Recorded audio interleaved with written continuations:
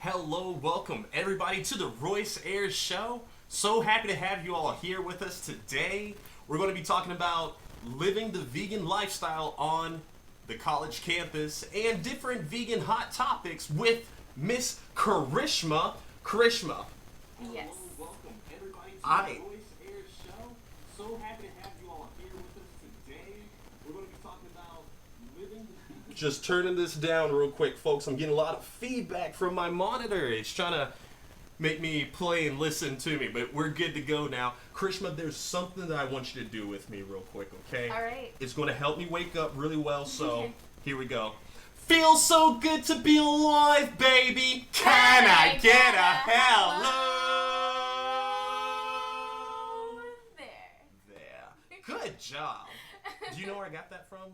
Absolutely. Infinite Waters. Ah, we got a fan. Yes, yes, yes. Usually people, they assume that I made that up, so I like to give him credit because stealing things isn't cool and, you know, it's his creative work. Mm-hmm. I'm just here to kind of tether off of it. We're not here to learn about him today or me. We're here to get to know who you are, Miss Karishma. Ooh. I like seeing more vegans on the college campus, so just kind of, tell us where you go to school at, what you're studying, a little bit about yourself. Sure. So I'm a student at UCF. I'm currently studying interdisciplinary studies. So that means that I've combined two subjects and a minor to make a Bachelor of Science. So I've combined health, physics with a minor in cognitive sciences. And it's very cool, and I love UCF so much. And I guess I can just get started about my journey into veganism. About the journey into veganism. It's one of the things that people should always expect that we're going to talk about on my show because it's important to me and I want it to be important to everybody else too as well. You know, what kind of started you off being vegan? So it actually started off as a very spiritual journey for me. Whoa, hold on, wait. Rewind, because most of my friends always talk about being vegan, and number one is for the animals, which is a good cause, very good cause, not downplaying that at all. Mm-hmm. But most other vegans don't know about the whole spiritual side about it. Mm-hmm. You said you went vegan because... Of a spiritual reason. Okay, let's talk about that. Okay, so without getting way too deep, I think it was around 17 or 18. I was going through a lot at that point in my life, and I'm not sure exactly what triggered it per se, but I remember just having this revelation within myself that I was trying to be more compassionate as an individual. You said 17? 17. Okay, see, whenever I was 17, I was stuck on video games and, just kind of hanging out with my friends. So the fact that you, have this clarity at that age, that is awesome. But yeah, keep going. I didn't mean to cut you off. You're totally fine. It's okay. But like I said, like a lot of clarity and a lot of wisdom comes out of a trial and tribulation that you go through. And so I just had this moment where I was thinking to myself, okay, if I'm trying to live a more compassionate lifestyle, what does that look like? And then I remember one day I walked into the kitchen and my mom was cooking chicken and she was cooking like turkey and stuff. And I thought about it and I'm just like, wait a second, that's an animal that she's cooking. Did anyone ever talk to you about being vegan before this? No. So you just kind of caught this. I just through... woke up one day. Wow, congratulations to you, because I don't know if I've ever met... No, I've met a few people who have, kind of just looked at it and realized that it's wrong, but even whenever we realize that it's wrong, we don't actually make a transition, so we just kind of look the other way. Yeah. Mm-hmm. So, yeah, you saw your, mom... Yes. I saw her cooking the chicken, and I was thinking, that is an animal who, just like us, whether we like to admit it or not, yes, humans are very intelligent, but we're also animals at the end of the day. And I was like, why is my life so much more important than this chicken's life or this turkey's life or maybe this cat's life or maybe this dog's life? Like, life is life is life is life. Yeah. So, in that first realization, I was just like, you know what, exactly what you said. Let me just like put that away for just a second. Like, I have to be grateful. My mom is cooking me a meal, and I ate it, and it did not stay down in my stomach. It was a psychosomatic phenomenon where I just had this idea in my head that I was just eating another life, and it was wrong, and my body completely rejected it. That is awesome. I'm sorry, that shouldn't be making me as happy as it is, but seriously, like, I'm really happy. Reason why is because I also became vegan through spiritual means first. I started doing that first, and not many other vegans become that way first. They do it because of the environment. It has big environmental impact, or Absolutely. the animal slaughterhouses, or for their health. But for spiritual reasons, I can't wait. Amari's watching this. Yes, it says she's watching. Who else do we have here watching with us? Amari, hello. I hope you're enjoying the show so far. I hope everybody's enjoying the show so far. I hope they get to learn more about, going vegan for spiritual purposes. Absolutely. So, what about some of the benefits that you felt? Have you Yes. felt benefits from? Yes. So it was actually, I did a very long transition into veganism, actually. Mostly because when I had this realization, I did not have any vegan friends. I didn't have any resources available to me. I just kind of had to figure it out on my own. And one of the first things that I realized, well, firstly, I did pescatarianism first, and then vegetarian, and then I eventually just, as I learned more and more, I was just like, especially the meat and dairy industry, I was just like, as soon as I learned about that, dairy was out of the question. But something that was very interesting in my journey, especially the spiritual aspect, is I'm sure all vegans know, even when you transition just from a meat eater into pescatarian, even just that, once you start cutting out all these very toxic and disgusting things that you start putting into your body goes through a sort of detoxification. And like for some people they'll break out, or some people they'll have like a flu-like set of symptoms for a couple weeks. But eventually when everything sloughs off and the toxins are mostly out of their body, they'll begin to feel lighter, more energetic, and then they'll have they'll sleep better, they'll have more clarity and whatnot. And I'm gonna add the spiritual ingredient to that detox process. What happened for me is not only did I have those physical detoxification symptoms, but I also started detoxing really negative emotions out of my body. So it was kind of a turbulent detoxification process for me. I don't know if anybody else has experienced this, but a lot of like my inner demons came up, some suppressed memories. You too? Yeah, absolutely. Oh my goodness. And it was the most phenomenal experience I have ever had in my life. I'll probably start tearing up. I'm going to try not to because I'm a man. No, but for real. Even Amari, she's walked through with me through this whole journey, and she has seen some of them. I didn't know what a suppressed emotion or, thought was, but we saw them come out through the process. And even whenever I first told people like, I'm vegan, it starts with the mindset that, you want to be vegan, although you still might be consuming different dairy products or, by accident, because sometimes you know how it is. It's like, hey, 100% orange juice, fish. Like, right? How did that happen? So those type of things were real, was a struggle. But as we've continued to go through it, we have definitely fought where it almost felt like the demons inside manifested just here, and it's like, I now have to either deal with this, or I can just kind of go the other way. And it'll come back later. And it does! And it did! And there were several times that I was like, we're going to go the other way. And, Amari would say, what's going on? Nothing, everything's good. All. But finally, whenever, we dealt with different issues, different problems that I didn't even know were issues and problems, the most serene peace that I have ever felt in my life. Like, it felt like I was at the end of a movie or something, and the credits were rolling. It's just like, this was it. What a great life. And Amari's like, you're only 24, 25. There's still so much more to live. Like, get out of town. So Right, Yes, right. Yeah, I it's so get it. rewarding once you finally like face that inner demon. And you know, some people don't even face these inner demons until much later in life when they're like when they're in their 50s and 60s and they're reflecting back on their life and they're like, "Wow, I wish I did this differently." But we're being forced to face certain things within ourselves now because it's being brought up. Yes. And I don't remember exactly where I heard this from, but there's a concept in energy medicine, and energy medicine is kind of just like the practice of exactly what it sounds like, using different types of energies to heal the body.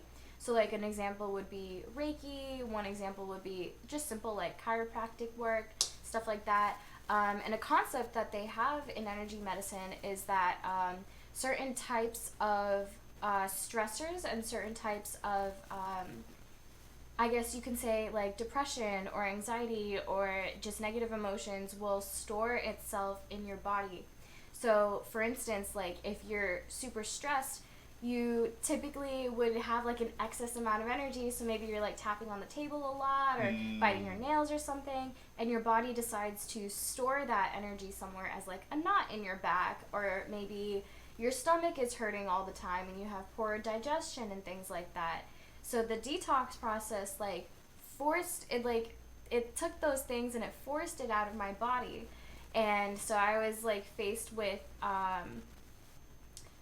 let me think. I was faced with you know, things from the childhood, and I was just like, Yes. "Ooh, this is hard to deal with." Exactly. And it was things that, you know, happened way earlier that I thought, because I was holding on to certain things, I thought they were the biggest deal, mainly because of old rhetoric that I was taught, old ideas that, you know, really needed to be updated. So I continued to beat myself up over them day after day after day without even knowing it, though. I had no idea. No idea until that. And it was like, wow. And I just felt so much lighter. I felt... Never felt that type of peace ever in my life to that point. And it's like when the veil lifts, you didn't even know it was there in the first place. No idea. Right. Yeah, definitely. That's low-key why I want everybody to consider going vegan and giving it a shot. Because, yes, all of the other reasons are important. But if we get people on that level where they're dealing with everything inside themselves, do you know how much better this world could be? Oh my goodness. That's why I'm on this vendetta. Yes, I definitely understand. And now that we have gone through that process and we're continuing that process every day, like we have so much more clarity of mind. And like I said, it started with a thought of simple compassion for me in my journey, and I try to practice compassion as much as I can every single day. And I'm not necessarily saying that everybody should detox themselves and turn into a saint, but if somebody at least tries to at least do the compassion part, so many simple little things will fall into place along the way. Exactly. It's just all about being willing to give it a shot, honestly. I met a vegetarian yesterday. He's been vegetarian for 22 years. Wow. And he said, you know, hey, you know, I commend you and Amari for being vegan because, you know, I can't do it. And I said, it's can't versus won't. You know, you won't do it. There is no can't.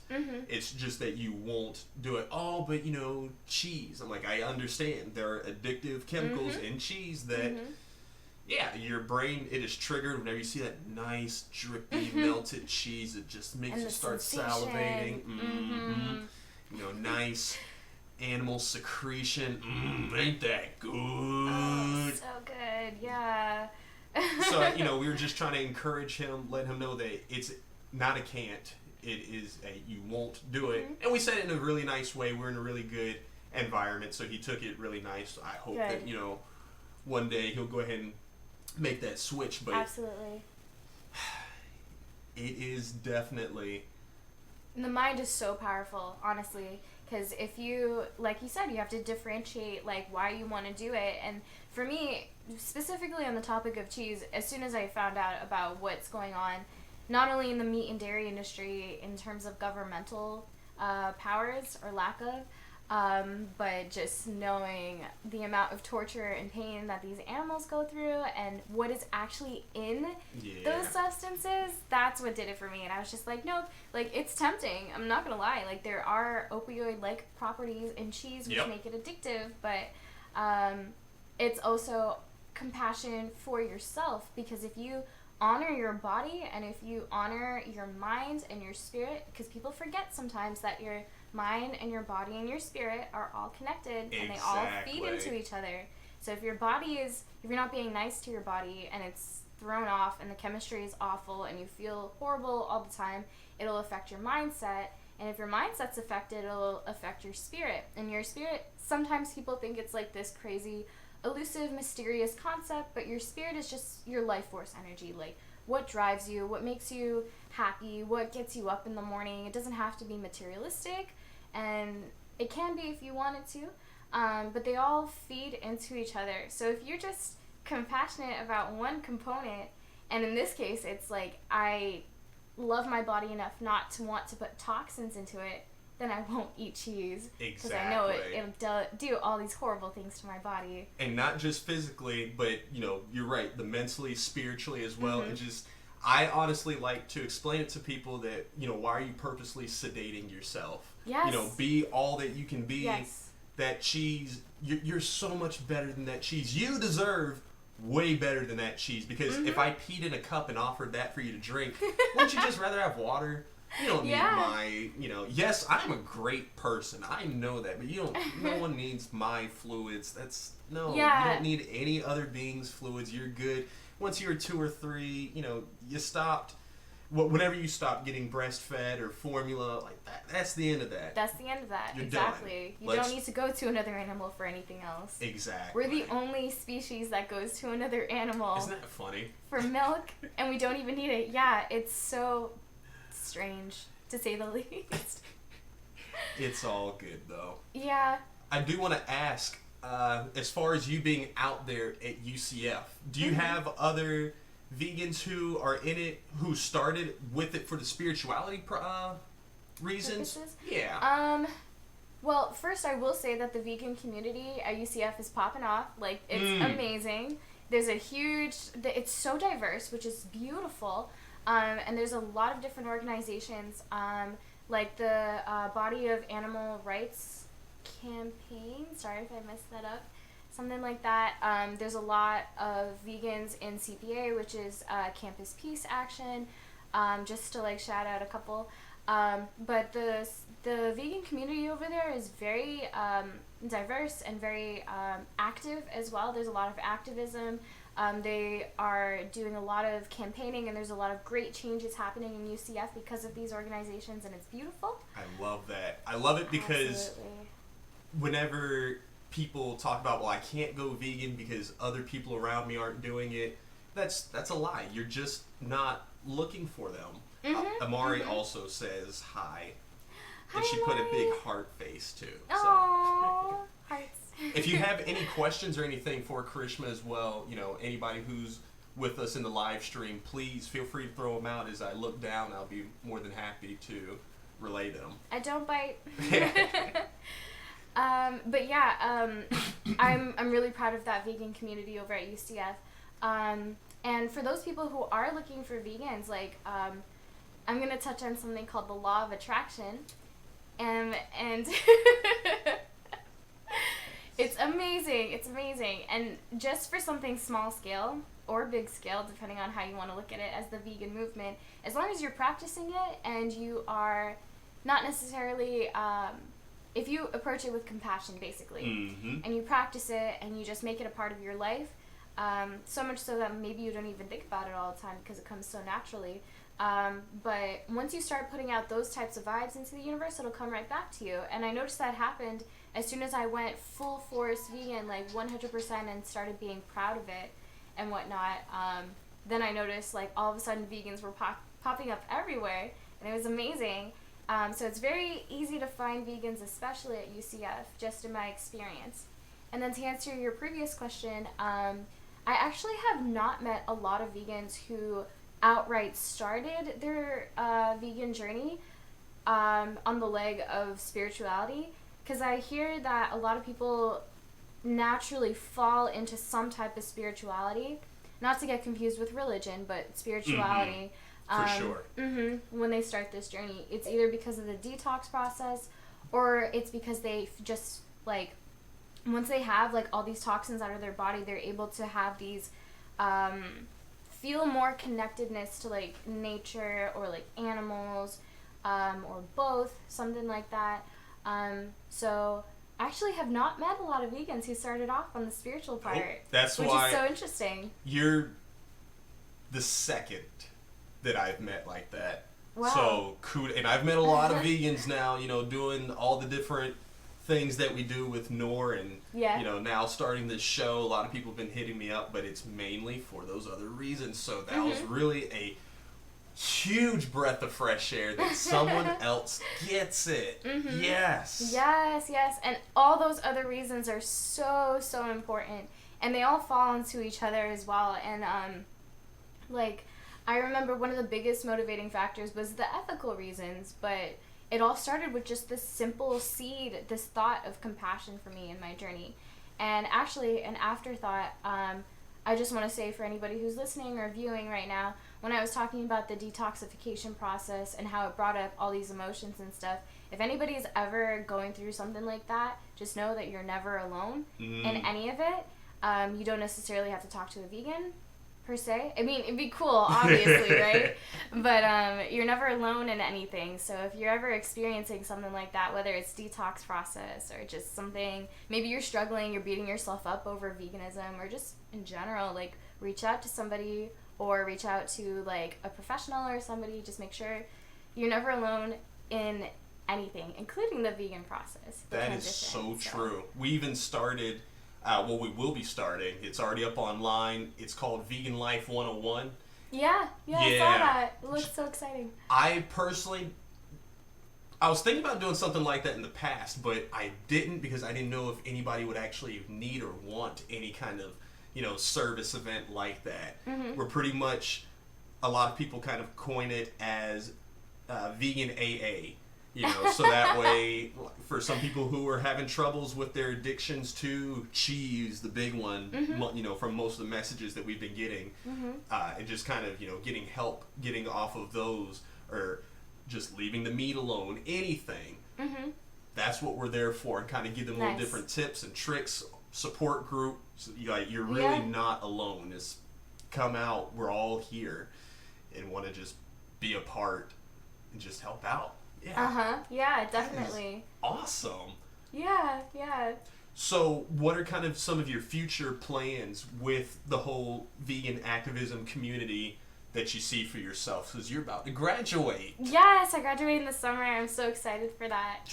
Woo! So far, I'm not entirely sure. I'm just going to continue doing what I'm doing so far, which is just, I don't know if I'm going to start my own project with veganism per se, but I do know a lot of people who are very strong activists in the community. For sure. Yeah, and I'm definitely going to be following in their footsteps in a way, so I'll be going to, like, the different protests that are going on. Like, there's something called the Cube of Truth, I believe it's called. Yes. Our first guest on the show, Kayla, she pretty much helps run the Cube of Truth chapter here in Orlando, and nice. I keep wanting to go out, but every time, I think they meet up on Saturdays, Saturday nights, and we're either usually booked for something or, you know, but I'm going to make it out to one of those. Definitely. Have you been out to one yet? No, not yet, but I definitely need to. But soon. Absolutely, soon. And then a couple of my friends over at UCF as well, they are doing a lot of campaigning and lobbying and stuff, making sure that everybody on campus has something to eat, because they recently redid the food court, and there was a survey where people were asking what kind of dietary preferences do you have, and there's so many more vegetarians and vegans on campus, but oddly enough, and it has to do with, like, funding and stuff like that, but oddly enough, there's more options for meat eaters than ever before on campus, which makes sense. Yeah, it has to do with like funding and Aramark and stuff like that. Gotcha. It's Aramark, so I'm just gonna leave it at that. Aramark. Yeah, I'm definitely going to keep on encouraging people. And even if I'm not doing anything outwardly, what I've been noticing is just like when I go to work or if I'm in class or something like that, and people always ask me what I'm eating because it smells so good. Like even just being a, I guess, poster child, so to speak, for veganism. Any vegan is a poster child for veganism, so to speak. Yeah. Just showing them and leading that type of life and having certain conversations. Because honestly, like, you can do all these huge things, but if you don't have, like, one-on-one, it's about the little things. So if you don't have these one-on-one conversations with people just about compassion, not necessarily veganism, it'll start to bleed over and it'll start to spread throughout. So, like, I've been noticing some of my friends, actually a good handful of my friends, I don't ever shove anything down anybody's throat. I'm not militant whatsoever. You're very nice about that. Have you ever been militant with it as far as being vegan? I'd like to say no. Just in case I have slipped once. I know once I did get angry. As you know, it gets frustrating sometimes when everybody gangs up on you. I'm used to being the only vegan in the room. Likewise. So, yeah, so I'm sure a lot of vegans can relate to that. So when you have a whole, like, cohort of meat eaters or, like, even vegetarians, like, just... Well, sometimes get very defensive about it. They're just like, oh, well, yeah, no, I still have to have this. I'm like, I get it. Yeah. I was very militant in the beginning. Mm-hmm. Like, everybody... Yeah, they ran whenever I'd come in. They just immediately stopped talking. Yep. But now I've switched that energy and, you know, making it more positive. So that's why I'm trying to have things like this. Mm-hmm. They're just kind of in a more peaceful way. So that way, whenever people do have questions, you know, we'll come out to our next NOOR 17 event. We'd love to have you there. Mm-hmm. Or, you know, watch my little podcast that way, so you can get some ideas of different things. But yeah, definitely. I wish I could have been like you, and I would have had way more friends. I am. I still have a ways to go though, because I still slip. I feel sometimes it's like I just feel my soul want to jump out of my body whenever they, you know, start talking. I'm like, yeah, you go ahead, just say it, put them in their place. But you know, sometimes it's important, sometimes it's effective, but whenever I have these conversations with these people.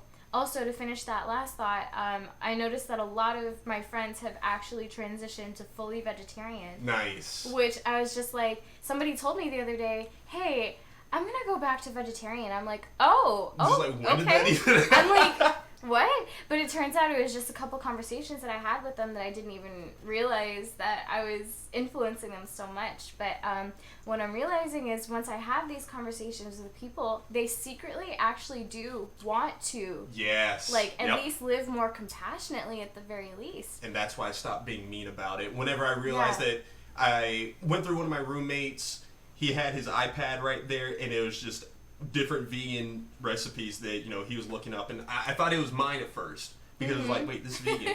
Wow, okay. So, you know, then I really stopped backing off, and I said, okay, I don't have to be that guy anymore. However, I do appreciate that guy. We call him Patrick Jenka. I hope that Patrick watches this one, you know, soon. You know, I just heard from somebody yesterday. I'm trying to remember where. But they had mentioned that they went vegan because of him. He's the only one who actually posts like a lot of the brutality and a lot of the gory images and everything up on Facebook. Out of everybody else, the rest of us, we just kind of sprinkle veganism on people, which, you know, she needed to see that, so, you know, it made her transition, and now, you know, she's like, yeah, I can't, and then she started trying to cut out other things, but he throw things up about the dairy industry too, so like, okay, I guess no more milk. Yep, it looks like I'm on the team. I give up. Yeah. So I think it's good that we have a balance of you and him, and I kind of find myself somewhere in between there. That's good. Yeah. That's really good. Karishma, this has been really fun, but kind of like how I said before, I forgot to mention that there's a little clock down there that you can see at 2:30. Did you see it while we were doing it? A little bit. I was trying not to look at it. But No, it's good to kind of stay on point with it. But I definitely appreciate you for coming up here with me. Absolutely. It's been a pleasure. Thank you so much. Tell people how they can find you if they want to contact you, if they have any questions or anything about the spiritual side of veganism. She knows more than I do about it. Like, I started researching it, and, you know, I was really into it at one point, and then people started saying how selfish I was for, you know, doing that, and I let that get to me, so then my mindset switched to the animals. Gotcha. And now I'm fully, you know, I'm in it for all the reasons, really, but... All the reasons. Yes. But, yeah, tell them how they can find you. Yeah, absolutely. The best way to reach me is probably on Facebook. I spend way too much time on Facebook, to be honest. But it's such a great platform for connecting with people. But yeah, I'm on Facebook as Karishma Ananda. And I guess, yeah, that's the best way to reach me, honestly, Facebook. Facebook, no numbers, because she doesn't want to hear from you about, do you want to go out on a date? No! Hey, we appreciate you all for being here with us today, and hope you have a great rest of your Wednesday. Bye.